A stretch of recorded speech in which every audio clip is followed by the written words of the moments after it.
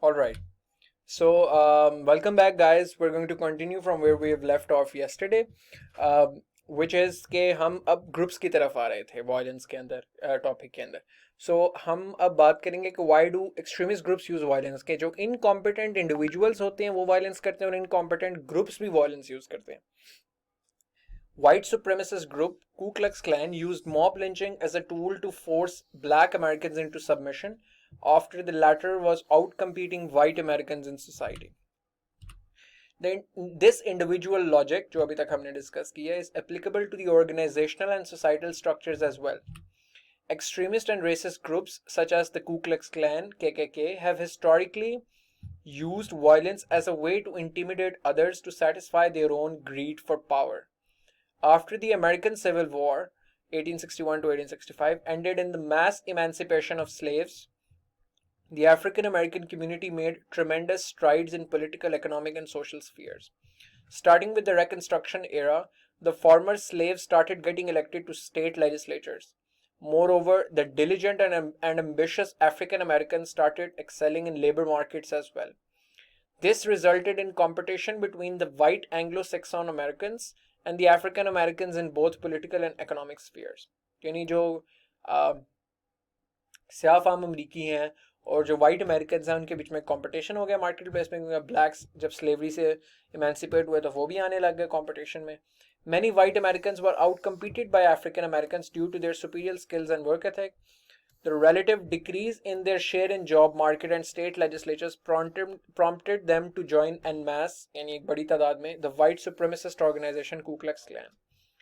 Instead of competing with African Americans through their skill, KKK started lynching colored people to intimidate them into submission. Their incompetence to excel in society catalyzed their hatred and racist attitudes that culminated in the hideous forms of violence against innocents. Once again, incompetence became a precursor to violence. तो जब basically civil war के बाद black American emancipate हुए, आज़ाद हुए, तो उन्होंने फिर elections भी लड़ना शुरू किया, इकोनॉमी में भी पार्टिसिपेट करना शुरू किया, तो बहुत ज़्यादा जॉब्स जो पहले एक्सक्लूसिवली वाइट्स के पास थी वो कम हो गई. बहुत ज़्यादा डिस्प्रोपोर्शनेटली वाइट्स के पास ही थी मगर relatively, and they could not take it because a lot of them were incompetent and they were simply losing in that competition to the African Americans, and hence they started using and perpetuating violence against them. इसके बारे में थोड़ा सा पढ़ लें आप, ये आपको यूएस हिस्ट्री में भी मदद देगा. कू क्लक्स clan. Terrorist groups like TTP, Tehreek-e-Taliban Pakistan, lack the abilities to win popular mandate within constitutional system. Hence, they try to gain power illegitimately through acts of terror. आप इसको past tense में भी लिख सकते हैं क्योंकि पुरानी बात होगी. Terrorist groups like TTP lacked the ability to win popular mandate within constitutional system. Hence, they tried to gain power illegitimately through acts of terror. Likewise, the instigation of violence on part of the Islamist fundamentalist counterpart of Ku Klux Klan, counterpart यानी उसका जो बराबर equivalent, Ku Klux Klan का equivalent जो Islamist fundamentalist group है such as TTP, is also the effect of the same cause. उसी effect है, ये भी उस incompetence का एक result है. These religious extremist groups have used religion as a tool to gain political power. Ordinarily, they lack the wisdom, skills, and charisma to enter the political arena and get elected to power through reason, conciliation, and popular mandate. Hence, in the face of near impossibility of becoming an important stakeholder of power, they exploit religion to play with the emotions of people. क्योंकि वो legitimately power acquire नहीं कर सकते constitution system के अंदर in the face of this near impossibility, उनको impossible लगता है क्योंकि उनके पास इतना स्किल नहीं है, करिश्मा नहीं है, पॉलिटिकल जो जो रियलिटीज है उनके साथ नहीं वो चल सकते, तो फिर वो लोगों के इमोशंस को मैनिपुलेट करते हैं रिलीजन यूज करते हुए. This way these groups create a small band of ultra orthodox followers who they use as a pawn to grab political power forcefully. Subsequently, they resort to suicide bombings, intimidations, assassinations, and subversions, all in the name of faith, to attain power which they otherwise couldn't have achieved through acceptable means. This has been the modus operandi for all terrorist groups from Boko Haram to Taliban, Al-Qaeda to ISIS. सारी terrorist organizations इस तरह काम करते हैं. Their goal has always been to gain political power without ever participating in elections because they know that they cannot legitimately acquire power through their skills. Incompetent है ना. The political use of violence by these groups is indicative of the extent of their incompetence and inability to prove their mettle within constitutional limits. ठीक है, तो violence वो इसलिए use करते हैं क्योंकि उनके अंदर मेटल नहीं है अपने आप को प्रूव करने का कॉन्स्टिट्यूशनल लिमिट्स में. अब हमने इंडिविजुअल्स कर ली, ऑर्गेनाइजेशंस कर ली, डोमेस्टिक वायलेंस कर ली. अब हम बताएंगे स्टेट्स, इनकॉम्पिटेंट स्टेट्स कैसे वायलेंस यूज करती हैं. States like India that build imaginary castles and then fail to fulfill their grandiose promises, बड़े बड़े ख्वाब दिखाते हैं फिर उनको पूरा नहीं कर पाते अपनी आवाम के सामने, resort to violence against minorities and dissidents as a last resort to vindicate themselves in the eyes of the public, आवाम के सामने फिर अपने आप को बचाने के लिए. The same incompetence that brews insecurity in individuals and groups fuels the hegemonic and bellicose attitudes of states as well. Take India for example. Much like Hitler's policy, violence is routinely used in India to divert attention and public criticism from its own failures. The people of Kashmir, for instance, have never accepted illegal occupation of Kashmir by India. Indian imperialism stems from the fact that State of India is well aware of its weakness. Indian authorities are cognizant, unko pata hai, of the fact that they can never win the plebiscite in Kashmir. Hence, they have used unbridled force and aggression against Kashmiris to hide their own incompetence in an attempt to control the region forcefully. This is evident from the assassinations of young activists like Burhan Wani to the indiscriminate use of pellet guns and more recently, imposition of curfew after striking down Article 370 of Indian Constitution and with that ending residual Kashmiri autonomy. In mainland India, right-wing Hindutva fascism is also the result of years of BJP failure. The promise of BJP was to turn India into that nostalgic fantasy land कि हम जो किसी ज़माने में भारत इतना अजीम होता था वो भी एक फैंटेसी है और नॉस्टैल्जिया भी है उसमें. Nostalgic fantasy land which would be the most powerful in the region. ये उन्होंने ख्वाब दिखाया था लोगों को. In reality, BJP has failed to reform the economy, which is exhibited by the failure of demonetization policy जो मोदी सरकार की फेल हुई थी. It has also failed on strategic fronts as China-Pakistan alliance has successfully managed to thwart India's hawkish postures. कि हमने India की जो hawkish policy उसको रोका है, कंटेन कर दिया बड़े अच्छे तरीके से. अब इसमें इंडिया चाइना स्टैंड ऑफ का हवाला भी दे सकते हैं recent.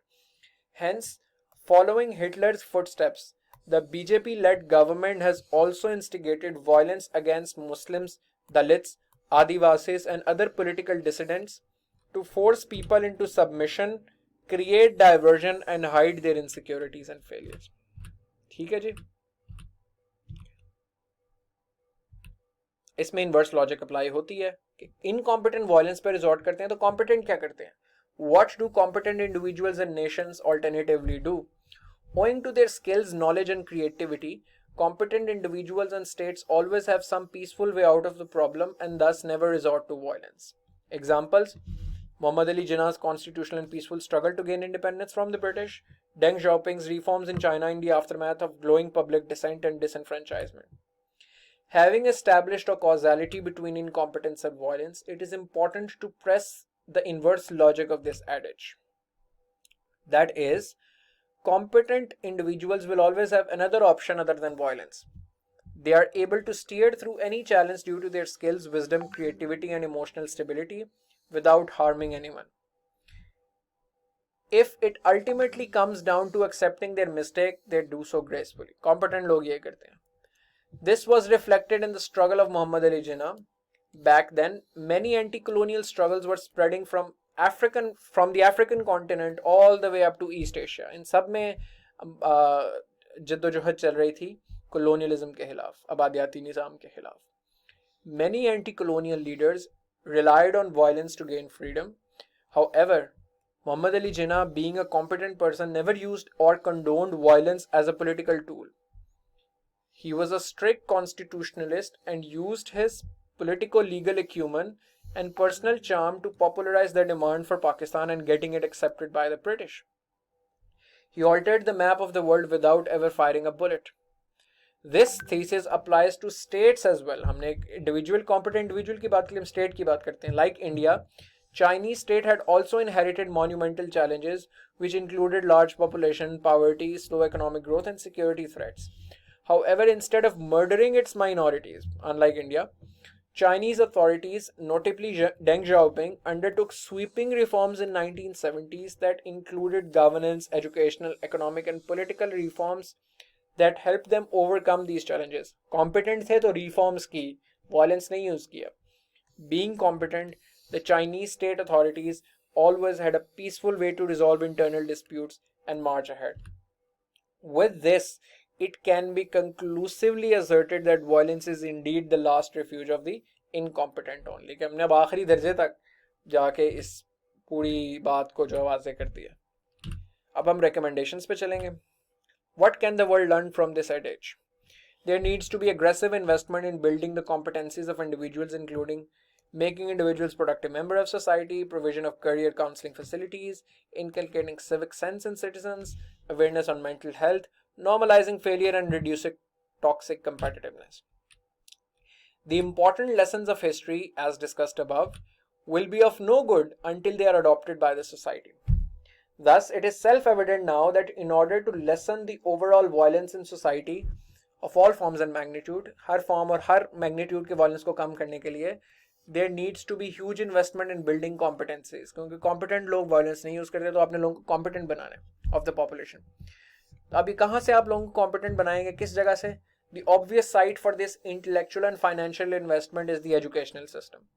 All the components of education, schooling, formal curriculum, extracurricular activities need to be designed so that they equip the future generations with a number of skills. First, it should provide them with the core competencies in their academic field so that they could become a productive member of workforce.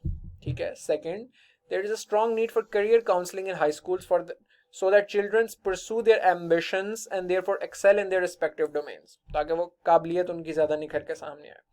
Third, civic sense and value of social responsibility need to be inculcated in impressionable minds. यानी impressionable mind जो छोटे यानी छोटी उम्र में होते हैं, जो आप चेंज कर सकते हो, impressionable होते हैं, उनमें impression छोड़ सकते हो, to make them averse to the deviant behavior of violence. अगर आप उन्हें civic sense दोगे, social responsibility दोगे, तो वो violence और deviant behaviors की तरफ नहीं जाएंगे. Fourth, there is a need to take care of mental health of young minds struggling to make their way in the challenging and ever competitive world. Last, accepting failure needs to be normalized in society. There is far too much emphasis on success in society. This results in failure being stigmatized that nobody wants to graciously accept. तो जब stigma होता है चूंकि failure के साथ, तो इंसान अपना फेलियर छुपाने की हत्तुल मकदूर कोशिश करता है. अगर आप फेलियर को थोड़ा सा नॉर्मलाइज करोगे, ये टॉक्सिक कंपेटिटिव कल्चर को थोड़ा कम करोगे, तो it will be easier for people to come out and say yes I failed and I want to accept and acknowledge and grow and learn from it. अगर आप ये नहीं करोगे तो लोग प्रेशराइज्ड होंगे कि फिर जो मर्जी वो करें लेकिन कामयाब हो. Thus, teaching kids that failure is a tool for long-term success and self-learning is also important. Together, these values can raise a competent society that is never toxically insecure and always has a way out of trouble, both on individual and collective level. Last conclusion. Based on this discourse, it can be concluded that incompetent individuals are ill-equipped to think of peaceful ways to deal with a problem. Hence, after they have exhausted their ill-conceived ideas, they have nothing but violence left at their disposal to either achieve their goals or hide their failures.